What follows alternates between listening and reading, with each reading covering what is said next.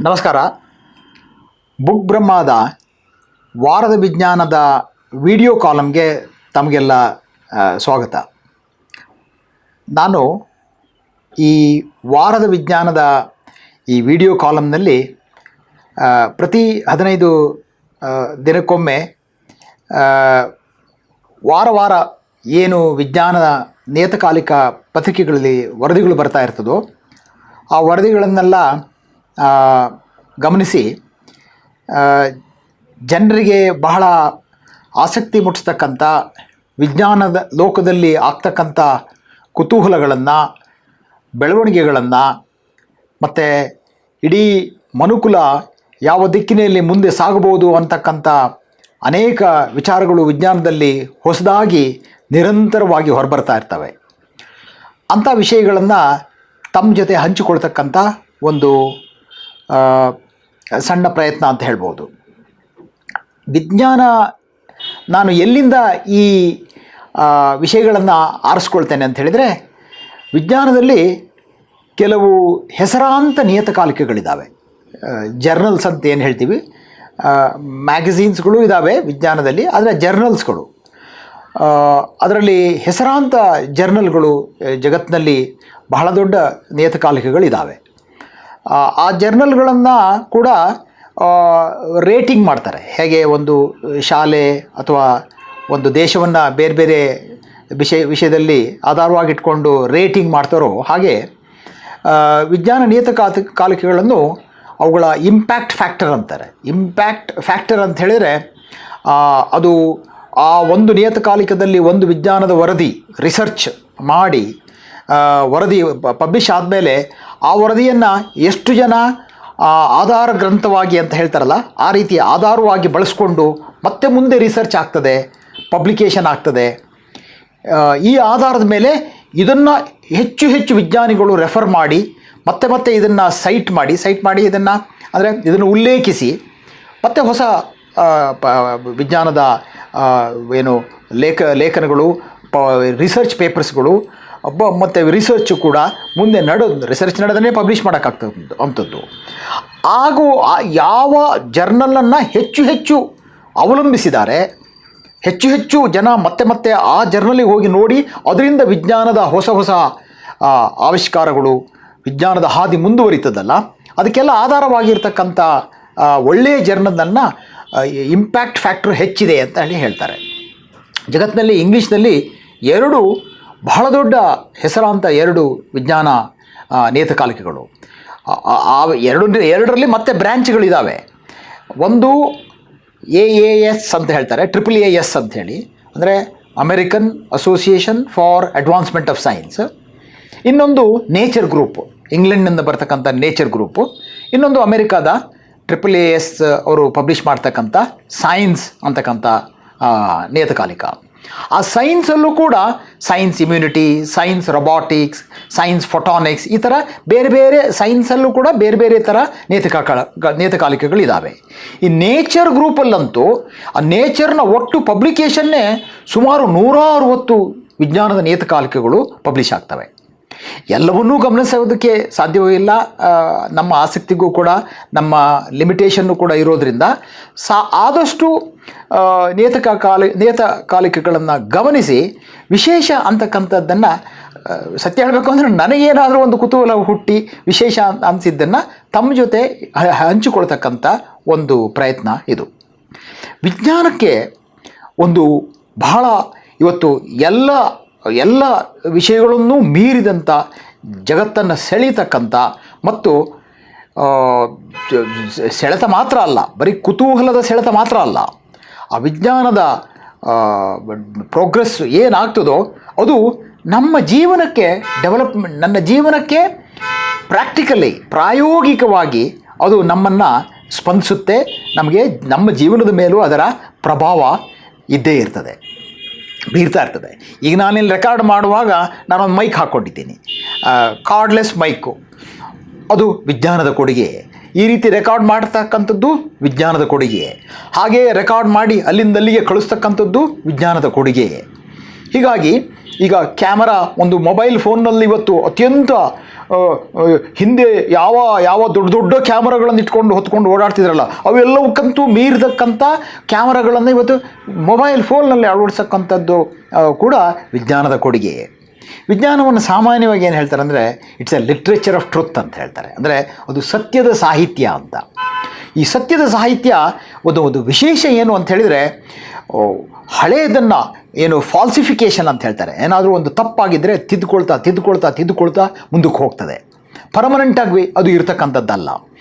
ಸಾಮಾನ್ಯವಾಗಿ ಪೆನ್ಸಿಲಿಗಿಂತ ಮುಖ್ಯ ಇರೇಸರ್ ಮುಖ್ಯ ಅಂತ ಹೇಳ್ತಾರೆ. ಯಾಕಂದರೆ ಬರೆದಿದ್ದನ್ನು ಇರೇಸ್ ಮಾಡೋಕ್ಕೂ ಇರಬೇಕು. ಪರ್ಮನೆಂಟಾಗಿ ಕೆತ್ತಿ ಬರೆದು ಇರತಕ್ಕಂಥದ್ದು ವಿಜ್ಞಾನದಲ್ಲಿ ಆಗಿರ್ತಕ್ಕಂಥದ್ದಲ್ಲ. ಅದಕ್ಕೊಂದು ಮಾತು ಹೇಳ್ತಾರೆ, science is always provisional and subjected to revision ಅಂತ. ಅಂದರೆ ಯಾವತ್ತೂ ಕೂಡ ಅದು ಪರ್ಮನೆಂಟ್ ಅನ್ನೋದಿಲ್ಲ. ನಾನು ಶಾಶ್ವತ ಸತ್ಯವನ್ನು ಹೇಳುತ್ತೇನೆ ಎಂದು ವಿಜ್ಞಾನ ಹೇಳಲ್ಲ. ನಾನು ಇವತ್ತಿಗೆ ಹೇಗೆ ಕಾಣ್ತಾ ಇದೆ, ಇವತ್ತಿನ ದೃಷ್ಟಿಕೋನಕ್ಕೆ ಹೇಗೆ ಕಾಣ್ತಾ ಇದೆ ಅಂತ ಹೇಳೋದು ಕೂಡ ಎಷ್ಟೋ ಬಾರಿ ತತ್ವಶಾಸ್ತ್ರವನ್ನು ಮೀರಿದಷ್ಟು ಬಹಳ ಸ್ಪಷ್ಟವಾಗಿ ಗೋಚರವಾಗಿ ವಿಜ್ಞಾನ ಹೇಳ್ತಕ್ಕಂಥ ಶಕ್ತಿ ಅದು ಪಡ್ಕೊಂಡಿದೆ. ಆದರೆ ನಿರಂತರವಾಗಿ ಬದಲಾಗ್ತಕ್ಕಂಥ ಆಗ್ತಾ ಇರತಕ್ಕಂಥ ಒಂದು ವಿಷಯ ಅಂತ ಹೇಳಿದರೆ ವಿಜ್ಞಾನ ವಿಷಯ. ಸೊ ಹೀಗೆ ಕಾರ್ಲ್ ಪಾಪರು ಅದನ್ನೇ ಹೇಳಿದ್ದು. ಇಬ್ಬರು ಫಿಲಾಸಫಿ ಆಫ್ ಸೈನ್ಸ್ ಅಂತೇಳಿ ಸಬ್ಜೆಕ್ಟ್ ಇದೆ. ಫಿಲಾಸಫಿ ಆಫ್ ಸೈನ್ಸ್ ಅಂತ ಹೇಳಿದರೆ ವಿಜ್ಞಾನದ ತತ್ವದಲ್ಲಿ ಭಾಳ ದೊಡ್ಡ ಎರಡು ಹೆಸರು. ಒಂದು ಥಾಮಸ್ ಕುನ್, ಇನ್ನೊಬ್ಬ ಕಾರ್ಲ್ ಪಾಪರ್. ಕಾರ್ಲ್ ಪಾಪರು ಕಂಜೆಕ್ಚರ್ಸ್ ಆ್ಯಂಡ್ ರೆಫ್ಯೂಟೇಷನ್ಸ್ ಅಂತ ಹೇಳಿದರೆ ಏನಾದರೂ ಹೀಗಿದೆ ಅಂತ ಹೇಳಿದರೆ ಅದೇ ಪರ್ಮನೆಂಟು ಅಂತಲ್ಲ. ಯಾವುದು ಸತ್ಯವೆಂದರೆ ಅವನು చాలా ಚೆನ್ನಾಗಿ ಹೇಳ್ತಾನೆ, ಯಾವುದು ಸತ್ಯವೆಂದರೆ ಸುಳ್ಳಾಗಲು ಸಿದ್ಧವಿದ್ದರೆ ಅದೇ ಸತ್ಯ ಅಂತ. ಯಾರು ನಾನು ಸುಳ್ಳಾಗಲು ಸಿದ್ಧವಿಲ್ಲವೋ ಅದು ಸತ್ಯವಲ್ಲ ಅಂತ ಅವನು ಕಾರ್ಲ್ ಪಾಪರ್ ಹೇಳ್ತಾನೆ.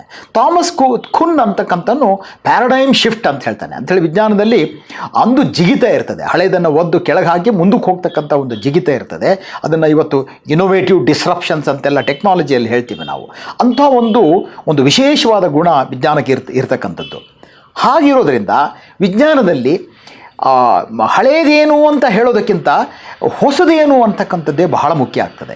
ಎಷ್ಟೋ ವಿಚಾರಗಳು ಇಲ್ಲ, ನಾವು ಲ್ಯಾಂಡ್ಲೈನ್ ಬಗ್ಗೆ ಮಾತಾಡಿದರೆ ಇವತ್ತು ಮೊಬೈಲ್ ಬಂದಿದೆ, ಅಥವಾ ಮುಂದೆ ಕ್ವಾಂಟಮ್ ಕಂಪ್ಯೂಟಿಂಗ್ ಬಂದು ಇನ್ನೇನೋ ಬದಲಾವಣೆಗಳು ಕೂಡ ಆಗ್ತಕ್ಕಂಥದ್ದು. ನಿರಂತರವಾಗಿ ಬದಲಾಗ್ತಕ್ಕಂಥ ಆಗುವಿಕೆ ಇರ್ತಕ್ಕಂಥ ವಿಷಯ ವಿಜ್ಞಾನ.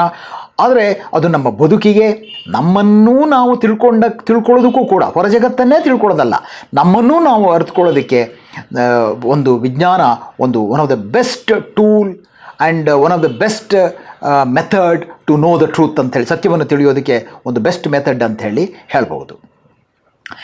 ಈ ವಾರದಲ್ಲಿ ನಾನು ಕೆಲವು ಟಾಪಿಕನ್ನು ತಮ್ಮ ಜೊತೆ ಹಂಚ್ಕೊಳ್ಳೋದಕ್ಕೆ ತೊಗೊಂಡಿದ್ದೀನಿ. ಸೊ ಅದನ್ನು ಎಲ್ಲವನ್ನು ನಾನಿಲ್ಲಿ ಒಂದೇ ಸಾರಿ ಹೇಳೋದಕ್ಕೆ ಆಗದೇ ಇರ್ಬೋದು. ನನಗೆ ಆ ವಿಷಯದ ಕುತೂಹಲ ಏನು ಕಂಡಿದ್ದೀನಿ, ನಾನು ಅದರಲ್ಲಿ ವಿಶೇಷತೆ ಏನು ಕಂಡಿದ್ದೀನಿ ಅದನ್ನು ಮಾತ್ರ ಹಂಚ್ಕೊಳ್ಳೋದಕ್ಕೆ ಈ ವಾರದ ಪ್ರಯತ್ನವನ್ನು ಮಾಡೋಣ. ನನಗೆ ಈ ವಾರ ಮೊದಲು ನನಗೆ ವಿಶೇಷ ಅಂತ ಅನಿಸಿದ್ದು ಅಂತ ಹೇಳಿದರೆ, ನೇಚರ್ನ ಬಯೋಮೆಡಿಕಲ್ ಇಂಜಿನಿಯರಿಂಗ್ ಅಂತಕ್ಕಂಥ ಒಂದು ಮ್ಯಾಗಝೀನು. ನಾನು ಹೇಳಿದೆ ನೇಚರ್ ತುಂಬ ಬ್ರ್ಯಾಂಚ್ ಇದೆ ಅವ್ರದ್ದು. ನೇಚರ್ ಇಕಾಲಜಿ, ನೇಚರ್ ಇಮ್ಯುನಾಲಜಿ, ಈ ಥರ ಬೇರೆ ಬೇರೆ ನೇಚರಲ್ಲಿ ಬೇರೆ ಬೇರೆ ಥರ ಇದೆ. ನೇಚರ್ ಬಯೋಮೆಡಿಕಲ್ ಇಂಜಿನಿಯರ್ ಅಂದರೆ ದೇಹಕ್ಕೆ ಸಂಬಂಧಿಟ್ಟಿರ್ತಕ್ಕಂಥ ವಿಷಯಗಳಲ್ಲಿ ಇಂಜಿನಿಯರಿಂಗ್ ಹೇಗೆ ಆಗ್ತಾ ಇದೆ ಅಂತಕ್ಕಂಥದ್ದನ್ನ ಈ ನಿಯತಕಾಲಿಕ ವರದಿ ಮಾಡ್ತಾ ಹೋಗ್ತದೆ. ಇದರಲ್ಲಿ ಈ ಸಾರಿ ಬಂದಿರತಕ್ಕಂಥದ್ದು ಒಂದು ಕೈ ಅಥವಾ ಯಾವುದೇ ನಮ್ಮ ದೇಹದ ಭಾಗ ಕಳ್ಕೊಂಡಾಗ ಅದಕ್ಕೆ ಆರ್ಟಿಫಿಷಿಯಲ್ ಆಗಿ ಅಟ್ಯಾಚ್ ಮಾಡ್ತಕ್ಕಂಥ ಒಂದು ವಿಜ್ಞಾನದ ಬಗ್ಗೆ ಒಂದು ನಿಯತಕಾಲಿಕದ ಈ ಒಂದು ವರದಿ ಬಂದಿದೆ. ಇದು ಭಾಳ ಚೆನ್ನಾಗಿದೆ. ಪ್ರೊಸ್ಥೆಟಿಕ್ ಹ್ಯಾಂಡ್ ಅಂತೇಳಿ. ಪ್ರೊಸ್ಥೆಟಿಕ್ ಹ್ಯಾಂಡ್ ಅಂದರೆ ಕೈ ಕಟ್ಟಾಗಿದೆ, ಅದಕ್ಕೆ ಕೈ ಜೋಡಿಸೋದಕ್ಕೆ ಆರ್ಟಿಫಿಷಿಯಲ್ ಆಗಿ ಜೋಡಿಸ್ತಕ್ಕಂಥದ್ದು. ಈ ಕೃತಕವಾಗಿ ದೇಹದ ಭಾಗಗಳನ್ನು ಜೋಡಿಸ್ತಕ್ಕಂಥದ್ದು ಸಾವಿರಾರು ವರ್ಷಗಳಿಂದ ಇದೆ.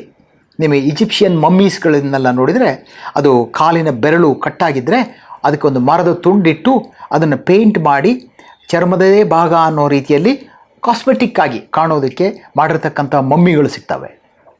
ಹಾಗೆ ಈ ಪ್ರಾಸ್ಥೆಟಿಕ್ ಲಿಂಬ್ ಹೊಸದಾಗಿ ಚೈನಾದ ವಿಶ್ವವಿದ್ಯಾಲಯದವರು ಇದನ್ನು ಮಾಡಿರ್ತಕ್ಕಂಥದ್ದು. ಇದರ ವಿಶೇಷ ಏನು ಅಂತ ಹೇಳಿದರೆ, ಹಿಂದೆ ಎಲ್ಲ ಮಾಡ್ತಕ್ಕಂಥ ಬಯೋನಿಕ್ ಲಿಂಬ್ಸ್ಗಳು ಅಥವಾ ಸೈಬಾರ್ಗ್ ಅಂತ ಹೇಳ್ತಾರೆ, ಬೇರೆ ಬೇರೆ ಹೆಸರುಗಳನ್ನ ಹೇಳ್ತಾರೆ. ಈಗ ಕೃತಕವಾಗಿ ನಮ್ಮ ದೇಹದ ಯಾವುದೋ ಒಂದು ಭಾಗ ಹೋದಾಗ ಅದನ್ನು ಅಟ್ಯಾಚ್ ಮಾಡ್ತಕ್ಕಂಥದ್ದು, ಅಥವಾ ನಮ್ಮ ದೇಹಕ್ಕೆ ಅಡಿಷನಲ್ಲಾಗಿ ಇನ್ನೇನಾದ್ರು ಅಟ್ಯಾಚ್ ಮಾಡ್ತಕ್ಕಂಥದ್ದು.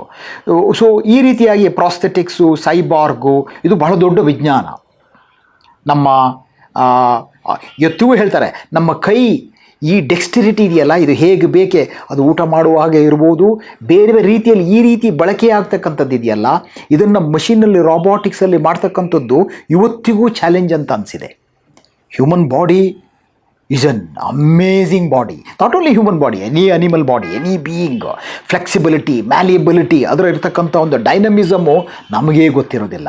ಅದಕ್ಕೆ ಸಾಮಾನ್ಯವಾಗಿ ಹೇಳ್ತಾರೆ ಬಾವಿ ಒಣಗಿದರೆ ನೀರಿನ ಬೆಲೆ ಗೊತ್ತಾಗೋದು ಅಂತ.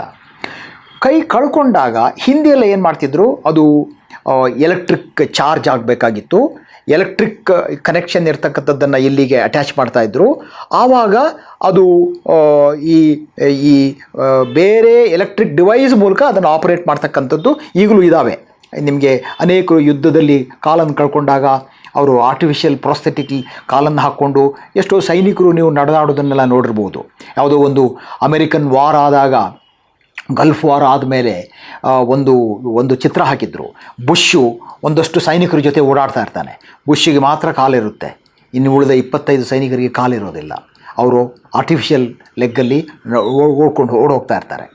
ಸೊ ಹೀಗೆ ಈ ಚೈನಾ ವಿಶ್ವವಿದ್ಯಾಲಯವರು ಏನು ಮಾಡಿದ್ದಾರೆ ಅಂದರೆ, ಇದೊಂದು ವಿಶೇಷ, ಇದರ ವಿಶೇಷ ಏನು ಅಂತ ಹೇಳಿದರೆ, ಈ ಕೈ, ಕೃತಕ ಕೈ ಏನಿದೆ ಅದು ಸಿಲಿಕಾನ್ಗಳಿಂದ ಮಾಡಿರ್ತಕ್ಕಂಥದ್ದು.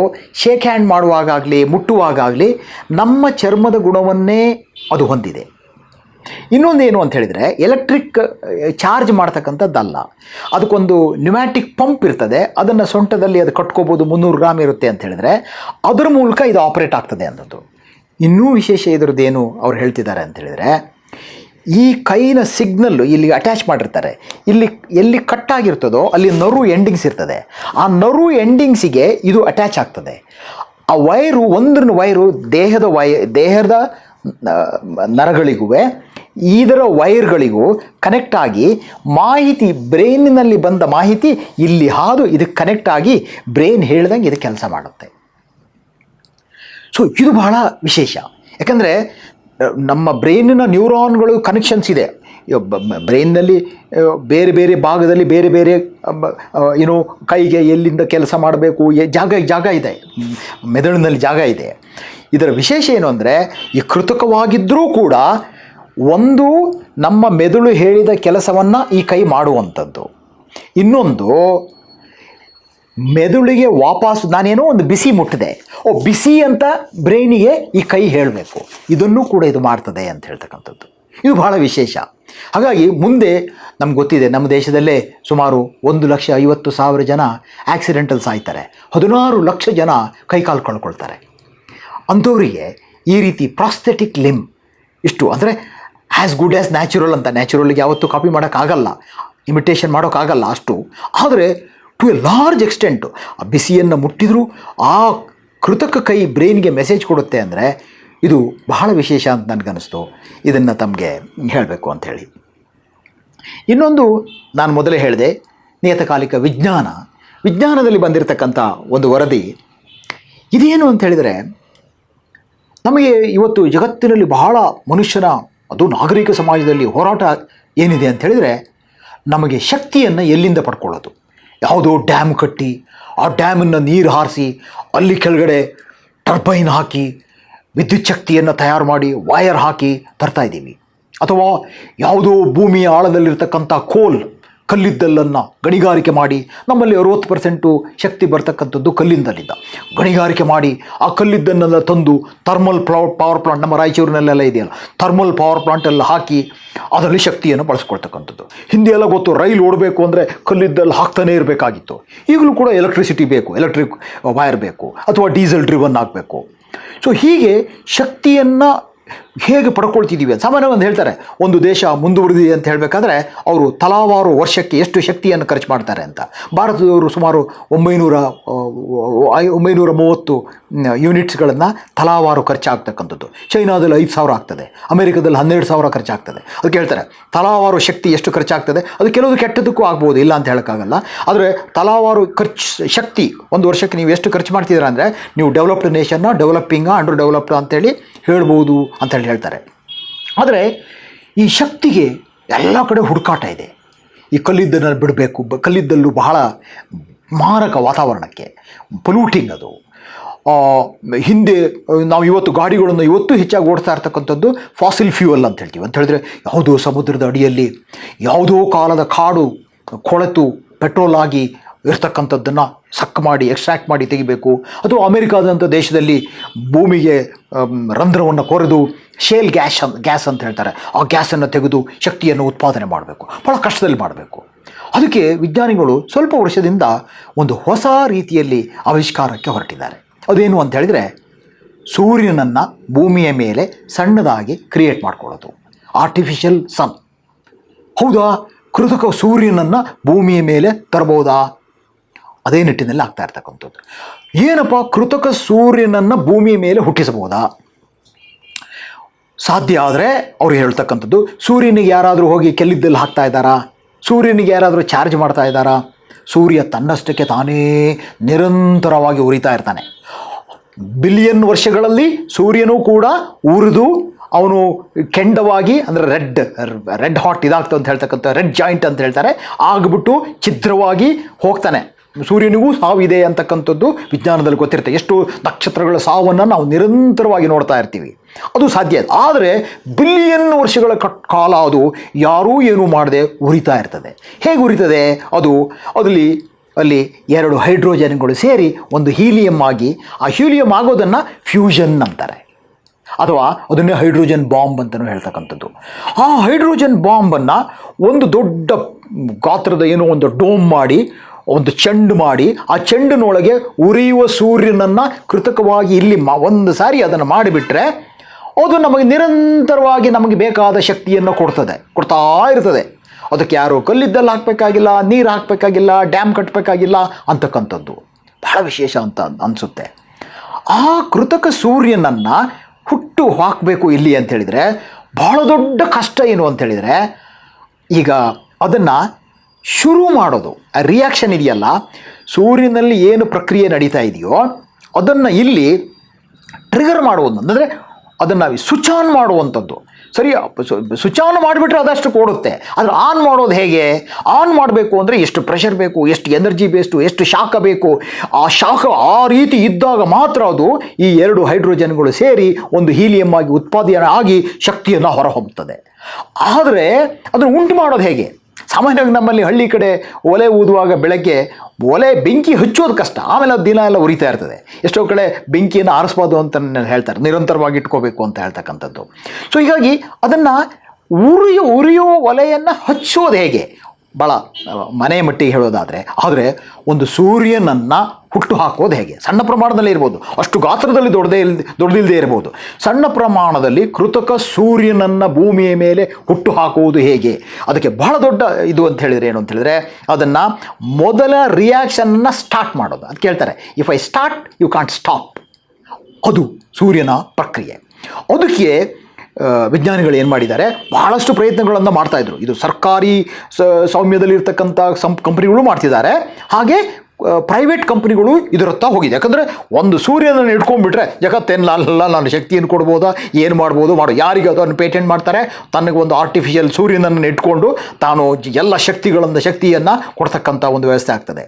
ಅದಕ್ಕೇನು ಮಾಡಿದ್ದಾರೆ, ಇತ್ತೀಚೆಗೆ ಲೇಸರ್ ಬೀಮನ್ನು, ಭಾಳ ಪವರ್ಫುಲ್ ಲೇಸರ್ ಬೀಮನ್ನು ಒಂದು ಚೆಂಡಿನ ಒಳಗೆ ಹೈಡ್ರೋಜನ್, ಈ ಏನು ಸೂರ್ಯನಿಗೆ ಬೇಕಾದ ಹೈಡ್ರೋಜನ್ ಮಾಲಿಕ್ಯೂಲ್ಗಳನ್ನೆಲ್ಲ ಇಟ್ಟುಬಿಟ್ಟು ಅದಕ್ಕೆ ಸರಿಯಾಗಿ, ಯಾಕಂದರೆ ಬಾಂಬ್ ಎಕ್ಸ್ಪ್ಲೋಡ್ ಆದರೆ ಇನ್ನೇನಾಗುತ್ತೆ, ಸೊ ಅದನ್ನು ಸರಿಯಾಗಿ ಅದನ್ನು ಕವರ್ ಮಾಡಿ ಎಲ್ಲ ರೀತಿಯಲ್ಲಿ ಮ್ಯಾಗ್ನೆಟಿಕ್ ಇವುಗಳನ್ನೆಲ್ಲ ಇಟ್ಬಿಟ್ಟು ಲೇಸರ್ ಬೀಮನ್ನು ಪಾಸ್ ಮಾಡಿ ಅವೆರಡು ಒಟ್ಟಾಗಿ, ಈ 2 ಏನು ಫಿಷನ್ ಅಂದರೆ ಒಡೆಯೋದು, ಫ್ಯೂಷನ್ ಅಂದರೆ ಸೇರಿಸೋದು, ಈ 2 ಹೈಡ್ರೋಜನ್ಗಳು ಒಟ್ಟಾಗಿ ಹೀಲಿಯಂ ಆಗಿ ಮಾಡ್ತಕ್ಕಂಥ ಒಂದು ವ್ಯವಸ್ಥೆಗೆ ದೇ ಆರ್ ಆಲ್ಮೋಸ್ಟ್ ಸಕ್ಸಸ್ಫುಲ್ ಅಂತಕ್ಕಂಥ ವರದಿ ಬಂದಿದೆ.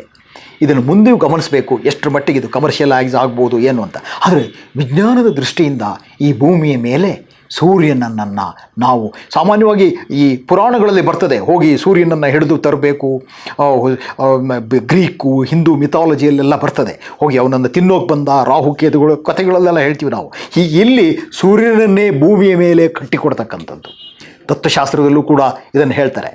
ನಮ್ಮ ಈ ಭಾರತೀಯ ತತ್ವಶಾಸ್ತ್ರದಲ್ಲಿ ಒಂದು ಮಾತು ಹೇಳ್ತಾರೆ, ಅನಂತ ಕೋಟಿ ಸೂರ್ಯ ನನ್ನ ಹೃದಯಾಕಾಶದಲ್ಲಿ ಸದಾ ಪ್ರಜ್ವಲಿಸುತ್ತಿರುವಾಗ ಸಂಧ್ಯಾಕಾಲ ಉಂಟೆ ಪ್ರಾತಃ ಕಾಲ ಉಂಟೆ ಅಂತ. When the eternal blaring sun glares in the sky of my heart there is neither a dusk nor a dawn ಅಂತ ಹೇಳ್ತಕ್ಕಂಥದ್ದು.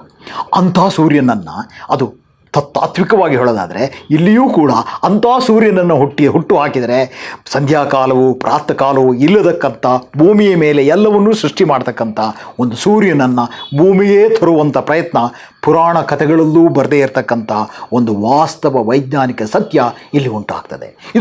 ಇದು ಮುಂದೆ ಇದರ ಡೆವಲಪ್ಮೆಂಟ್ಗಳನ್ನು ಎಷ್ಟು ಕಾಲ ನನಗೆ ಹೊಸದಾಗಿದ್ದರೆ ಈ ಡೆವಲಪ್ಮೆಂಟ್, ಈ ಹಾದಿಯಲ್ಲಿ ಡೆವಲಪ್ಮೆಂಟು ಮುಂದೇನಾಗ್ತದೆ ಅಂತಂದು ಗಮನಿಸ್ಕೊಂಡು ನಾವು ಹೋಗೋಣ.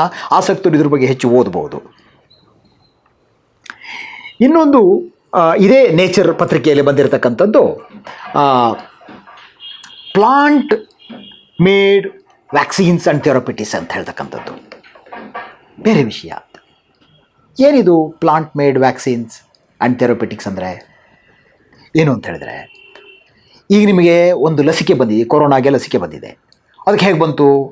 ಅದಕ್ಕೆ ಚಿಂಪಾಂಜಿಯಿಂದ ಒಂದು ವೈರಾಣುವನ್ನು ತಗೊಂಡು ಅದನ್ನು ಪ್ರೋಟೀನ್ ಆಗಿ ಕನ್ವರ್ಟ್ ಮಾಡಿ DNA ಆಗಿ ಮಾಡಿ, ಅಥವಾ mRNA ಅಂತ ಹೇಳ್ತೀವಿ, ಈ ಜೆನೆಟಿಕ್ ಮಟೀರಿಯಲನ್ನೇ ಬೇರೆ ಬೇರೆ ರೀತಿಯಲ್ಲಿ ತೊಗೊಂಡು ಬೇರೆ ಬೇರೆ ರೀತಿಯಲ್ಲಿ ಅವು ಎಕ್ಸ್ಪ್ರೆಸ್ ಮಾಡೋ ಥರ ಮಾಡಿ ನಮ್ಮ ದೇಹಕ್ಕೆ ತೊಗೊಳ್ತಕ್ಕಂಥದ್ದು, ಅಥವಾ ಅದರ ಪ್ರೋಟೀನನ್ನೇ ತೊಗೊಳ್ತಕ್ಕಂಥದ್ದು, ಅಥವಾ ಅದರ RNAಯನ್ನು ತೊಗೊಳ್ಳುವಂಥದ್ದು, DNA ತೊಗೊಳ್ತದ್ದು. ಅಥವಾ ಹಳೆಯ ಕಾಲದ ಎಲ್ಲ ಲಸಿಕೆಗಳು ಲೈವ್ ಆರ್ ಅಟೆನ್ಯುವೇಟೆಡ್ ಅಂತ, ಅದು ಸತ್ತದ್ದು ಅಥವಾ ಅದನ್ನು ವೀಕ್ ಮಾಡಿರ್ತಕ್ಕಂಥ ಲೈವ್ ವ್ಯಾಕ್ಸಿನ್ ವೈರಸ್ಗಳನ್ನೇ ತೊಗೊಳ್ಳುವಂಥದ್ದು. ವೈರಸ್ಸಿಗೆ ಲಸಿಕೆ ಹಾಕಬೇಕು ಅಂದರೆ ಅದು ವೈರಸ್ ಕಾಯಿಲೆ ಉಂಟು ಮಾಡುವಂಥ ವೈರಸ್ ಅಲ್ಲ, ಕಾಯಿಲೆ ಉಂಟು ಮಾಡದಂಥ ಅಷ್ಟು ಪವರ್ ಇಲ್ಲ ಅದಕ್ಕೆ. ಆ ಪವರೆಲ್ಲ ತೆಗೆದು ಅದೇ ವೈರಸ್ಸನ್ನು ನಮ್ಮ ದೇಹಕ್ಕೆ ಕೊಟ್ಟರೆ ನಮ್ಮ ದೇಹಕ್ಕೆ ಕಾಯಿಲೆ ಹೊಡೋಕ್ಕಾಗಲ್ಲ. ಆದರೆ ನೀನು ಯಾರು ಅಂತ ಗೊತ್ತಾಯಿತು, ನಿನ್ನ ಬಣ್ಣ ಗೊತ್ತಾಯಿತು, ನಿನ್ನ ಆಕಾರ ಗೊತ್ತಾಯಿತು ಅಂತ ಒಂದು ಸರಿ ದೇಹಕ್ಕೆ ಗೊತ್ತಾಗ್ಬಿಟ್ರೆ ಅದೇ ರೂಪದ ಇನ್ನೊಂದು ರೋಗಾಣು ನಮ್ಮ ದೇಹಕ್ಕೆ ಹೊಕ್ಕಿದಾಗ ದೇಹ ಏನು ಮಾಡುತ್ತೆ, ನೀನು ಯಾರು ಅಂತ ಗೊತ್ತು ಅಂತ ಹೇಳಿ ದೇಹಕ್ಕೆ ಅದಕ್ಕೆ ಸಕ್ಕವಾದ ಬಾಣವನ್ನು ಬಿಡ್ತದೆ. ಇದೇ ವ್ಯಾಕ್ಸಿನ್ ಅಂತ ಹೇಳ್ತಕ್ಕಂಥದ್ದು, ದೇಹಕ್ಕೆ ಪರಿಚಯ ಮಾಡ್ತಕ್ಕಂಥದ್ದು, ಶತ್ರುವನ್ನು ದೇಹಕ್ಕೆ ಪರಿಚಯ ಮಾಡ್ತದೆ. ಈಗ ನೋಡಿ, ಯಾರೊಬ್ಬ ಕಳ್ಳತನ ಆಗಿದೆ, ಏನೋ ಕೊಲೆ ಆಗಿದೆ ಅಂತ ಹೇಳಿದರೆ ಅವನು ಹೇಗಿದ್ದಾನೆ ಅಂತ ಹೇಳಿದರೆ ಪೊಲೀಸ್ನವರು ಒಂದು ಚಿತ್ರ ಬರೀತಾರೆ, ಹೀಗಿರಬಹುದು ಅಂತೇಳಿ ಚಿತ್ರ ತೋರಿಸೋದು. ಈ ವ್ಯಾಕ್ಸಿನ್ ಕೆಲಸನೂ ಚಿತ್ರ ತೋರಿಸೋ ಕೆಲಸನೇ. ಆದರೆ ಇವನು ನಾನೆಲ್ಲೋ ನೋಡಿದ್ದೀನಲ್ಲ, ನಂಗೆ ಗೊತ್ತಿವನು ಅಂಥೇಳಿ ಅವನ ವಿರುದ್ಧ ನಾವು ಏನು ಕ್ರಮ ಕೈಗೊಳ್ಳಬೇಕು, ಪೊಲೀಸಿಗೆ ಕೊಡೋದು, ಹಿಡಿಬೇಕು, ಏನು ಮಾಡೋದು ಮಾಡ್ತಕ್ಕಂಥದ್ದು ಇದೇ ವ್ಯಾಕ್ಸಿನ್ನ ಕೆಲಸ. ಆದರೆ ಈ ವ್ಯಾಕ್ಸಿನ್ ಮಾಡೋದಕ್ಕೆ ನಾವು ಇವತ್ತು ಲ್ಯಾಬೊರೇಟರಿಲಿ ಕಲ್ಚರಿಂಗ್ ಮಾಡ್ತಕ್ಕಂಥದ್ದು, ಹೆಚ್ಚಿನ ವ್ಯಾಕ್ಸಿನ್ಗಳನ್ನು ಮೊಟ್ಟೆಯಲ್ಲಿ ನಾವು ನರ್ಚರಿಂಗ್ ಮಾಡಬೇಕು. ಅದನ್ನು ಬ್ರೂಡಿ ಅದಕ್ಕೆ SPF ಅಂತ ಹೇಳಿ ಸ್ಪೆಸಿಫಿಕ್ ಇದು ಪ್ಯಾಥೋಜನ್ ಫ್ರೀ ಎಗ್ ಅಂತೆಲ್ಲ ಬರ್ತದೆ, ಆ ಮೊಟ್ಟೆಯಲ್ಲಿ ಮಾಡಬೇಕು. ಇಲ್ಲ ಯಾವುದೋ ಒಂದು ಲೈವ್ ಕಲ್ಚರಲ್ಲಿ ಮಾಡಬೇಕು, ಬಯೋಲಾಜಿಕಲ್ ಮೆಟೀರಿಯಲ್ ಬೇಕು, ಲ್ಯಾಬೊರೇಟರಿಲಿ ಬೇಕು. ಇದಕ್ಕೆ ಕೆಲವು ರೀತಿಯಲ್ಲಿ ವರದಿಗಳು ಬಂದ ಹಾಗೆ ಬೇರೆ ಬೇರೆ ಪ್ರಾಣಿಗಳ ರಕ್ತ ಇರ್ಬೋದು, ಸೆಲ್ಯುಲಾರ್ ಕಲ್ಚರಿಂಗ್ ಮಾಡೋದಕ್ಕೆ ಬೇರೆ ರೀತಿಯಲ್ಲಿ ಬಳಸ್ತಕ್ಕಂಥದ್ದು ಇದೆ.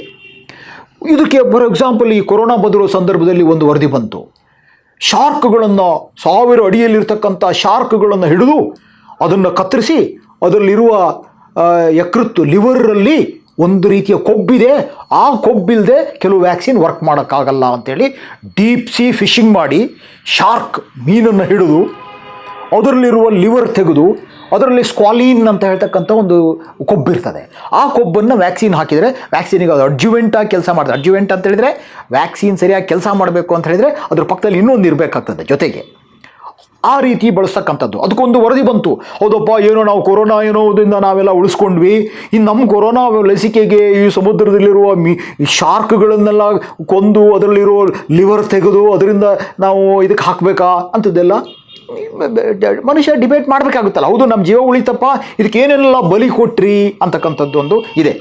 ಎಲ್ಲ ವ್ಯಾಕ್ಸಿನ್ಗಳಿಗೂ ಎಲ್ಲದಕ್ಕೂ ಈ ರೀತಿ ಹಾಕ್ತಾರೆ ಅಂತಕ್ಕಂಥದ್ದಲ್ಲ. ಆದರೆ ಈ ಅಡ್ಜುವೆಂಟ್ಗಳ ಬಳಕೆ ಇದ್ರ ಬಗ್ಗೆ ಇವತ್ತು ಇರ್ತಕ್ಕಂಥದ್ದು ಹೌದು. ಅದಕ್ಕೆ ಕೆಲವು ವರ್ಷಗಳಿಂದ ಏನು ಮಾಡ್ತಿದ್ದಾರೆ, ಹೌದಪ್ಪ ಈ ಲಸಿಕೆಗಳನ್ನು ಗಿಡದಲ್ಲೇ ಬೆಳೆಯೋಕ್ಕಾಗಲ್ವಾ, ಸಾಮಾನ್ಯವಾಗಿ ಏನೋ ಹಣ ಗಿಡದಲ್ಲಿ ಬೆಳೆಯುತ್ತಾ ಅಂತ ನಾವು ಪ್ರಶ್ನೆ ಕೇಳ್ತೀವಿ. ಈ ಹಣ ಈ ಥರ ಗಿಡದಲ್ಲಿ ನಾವು ಲಸಿಕೆಯನ್ನು ಬೆಳೆಯೋಕ್ಕಾಗಲ್ವಾ? ಸಾಧ್ಯ ಅಂತ ಹೇಳ್ತಾರೆ. ಅದನ್ನು ಏನು ಮಾಡ್ತಾರೆ ಅಂತ ಹೇಳಿದ್ರೆ, ಈಗ ಗಿಡದಲ್ಲೇ ಸಪೋಸ್ ಯಾವುದೋ ಒಂದು ವೈರಸ್ ಲೈಕ್ ಕಾಂಪೌಂಡ್ ಅಂತ ಹೇಳ್ತಾರೆ, ಅಥವಾ ವೈರಸ್ಗಳ ಥರನೇ ಇರ್ತಕ್ಕಂಥ ಕಾಂಪೌಂಡು, ಅಥವಾ ವೈರಲ್ ಪ್ರೋಟೀನ್ ಇದೆಯಲ್ಲ, ಅದೇ ಥರನ ನಾವು ಗಿಡದಲ್ಲೇ ನಾವು ಬೆಳೆದು ಆ ಗಿಡವನ್ನು ನಾವು ಅದರಿಂದ ಎಕ್ಸ್ಟ್ರಾಕ್ಟ್ ಮಾಡಿದರೆ ಆ ವೈರಸ್ ಪ್ರೋಟೀನ್ ಥರನೇ ಇರ್ತಕ್ಕಂಥ ಸ್ಟ್ರಕ್ಚರ್ ಸಿಕ್ಕಿದರೆ ಅದನ್ನು ನಾವು ಇಂಜೆಕ್ಟಾರು ಮಾಡ್ಬೋದು, ತಿಂದಾರು ತಿನ್ಬೋದು. ಎಡಿಬಲ್ ವ್ಯಾಕ್ಸಿನ್ಸ್ ಅಂತ ಹೇಳ್ತಾರೆ. ಹೌದಪ್ಪ, ಏನು ರೀ ಕೊರೋನಾ ವ್ಯಾಕ್ಸಿನ 2 ಬಾಳೆಹಣ್ಣು ತಿನ್ನಿ ಅನ್ನೋ ಕಾಲ್ವಾ? ಅಥವಾ ರೈತರಿಗೆ ಹೋಗ್ಬಿಟ್ಟು ಕೇಳ್ಬೋದು, ಏನು ರೀ ಈ ವರ್ಷ ಬೆಳೀತಿದ್ದೀರಾ? ಈ ವರ್ಷ ಕೊರೋನಾಕ್ಕೆ ಲಸಿಕೆ ಹಾಕಿ ಬೆಳೀತಾ ಇದ್ದೀನಿ ಸರ್ ಅಂತ ಹೇಳ್ಬೋದು ರೈತರು. ಅಥವಾ ಪೋಲಿಯೋಗೆ ನಾನು ಪೊಟೆಟೊ ಬೆಳಿತೀನಿ ಅನ್ಬೋದು. ಯಾಕಂದರೆ ಒಂದು ಆಲೂಗೆಡ್ಡೆ ತಿಂದರೆ ಸಾಕು ಅಂಥೇಳಿ ನೀವೇನು ಭಯ ಬೀಳಬೇಡಿ. ಇಂಥದ್ದೆಲ್ಲ ಮಾರುಕಟ್ಟೆಗೆ ಬರಲ್ಲ. ಅದು ಪಾಲಿ ಹೌಸಲ್ಲಿ ಮಾಡ್ತಾರೆ, ಒಂದು ನಿರ್ದಿಷ್ಟ ಜಾಗದಲ್ಲಿ ಮಾಡ್ತಾರೆ, ಕಂಟ್ರೋಲ್ ಇರ್ತದೆ. ಆದರೆ ಲಸಿಕೆಗಳನ್ನು ಗಿಡದಲ್ಲಿ ಬೆಳಿಬೋದಾ? Edible plant.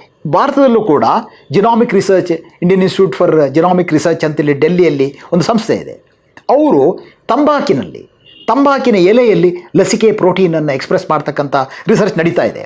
ಅದು ಸಕ್ಸಸ್ ಆದರೆ ಬಹುಶಃ ನಮಗೆ ಕೊರೋನಾಗೂ ಕೂಡ ತಂಬಾಕಿನ ಗಿಡದಲ್ಲಿ, ತಂಬಾಕು ತಿಂದರೆ ಸೇದಿದರೆ ಕ್ಯಾನ್ಸರ್ ಬರುತ್ತೆ, ಅದು ಬೇರೆ ವಿಷಯ. ಆದರೆ ಅದೇ ತಂಬಾಕಿನ ಗಿಡವನ್ನು ನಾವು ಕೆಟ್ಟದ್ದನ್ನು ಒಳ್ಳೆಯದಕ್ಕೆ ಬಳಸೋ ರೀತಿಯಲ್ಲಿ ಅದರ ಪ್ರೋಟೀನ್ ಎಲೆಗಳಲ್ಲಿ, ಅದರ ಎಲೆಯಲ್ಲಿ ಈ ಪ್ರೋಟೀನ್ ಬಂದಾಗ ಆ ಪ್ರೋಟೀನನ್ನು ನಾವು ಅದನ್ನೇನೋ ಪೌಡ್ರ್ ಮಾಡಿ 1 ಗ್ರಾಮ್ ತಿಂದರೆ ನಮಗೆ ದೇಹಕ್ಕೆ ಲಸಿಕೆ ಸಿಗ್ತದಾ?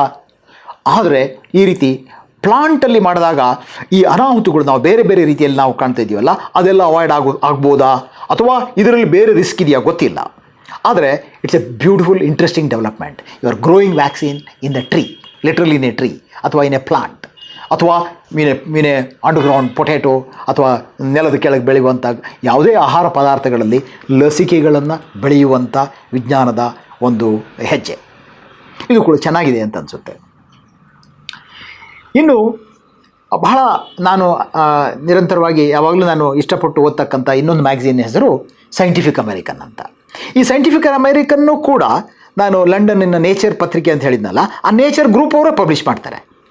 ಇದು ಈ ಪಿಯರ್ ರಿವ್ಯೂ ಜರ್ನಲ್ ಅಲ್ಲ. ಪಿಯರ್ ರಿವ್ಯೂ ಅಂದರೆ ಏನು ಅಂತ ಹೇಳಿದರೆ, ಒಂದು ನಿಯತಕಾಲಿಕದಲ್ಲಿ ಯಾರಾದರೂ ನಾನು ಒಂದು ನನ್ನ ಲ್ಯಾಬೊರೇಟರಿಲಿ ನಾನು ಈ ರೀತಿಯ ಸಂಶೋಧನೆಯನ್ನು ಮಾಡಿದ್ದೇನೆ, ಅದರ ನನ್ನ ರಿಸಲ್ಟ್ ಎಲ್ಲ ಹೀಗೆ ಬಂದಿದೆ, ಪಬ್ಲಿಷ್ ಮಾಡಿ ಅಂತ ಪೇಪರಿಗೆ ಕೊಟ್ಟರೆ ಅವ್ರು ಸುಮ್ಮನೆ ಮಾಡಲ್ಲ.